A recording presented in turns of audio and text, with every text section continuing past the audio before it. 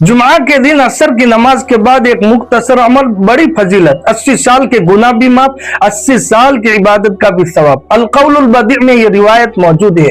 हजरत अबू हुरैरा रज़ी अल्लाह तआला अन्हु ये हदीस नकल फरमाते हैं कि जो शख्स जुमा के दिन असर की नमाज के बाद उसी जगह बैठकर ये दुरूद 80 मरतबा पढ़ेगा, अल्लाह ताला उसके 80 साल के गुनाह माफ फरमाएंगे, 80 साल की इबादत का भी सवाब मिलेगा।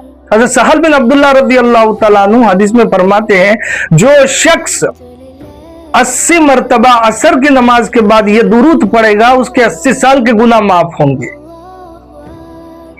तो हजरत सहल बिन अब्दुल्लाह रज़ी अल्लाह तआला अन्हु की हदीस में कैद नहीं है उसी जगह पर बैठने की, इसलिए कोई भी बंदा अगर उसी जगह जहां नमाज पढ़ी है वहां बैठकर न पढ़ सका तो कहीं भी अगर ये 80 मरतबा ये दुरूद पढ़ लेगा, उसको भी यह फजीलत हासिल हो जाएगी।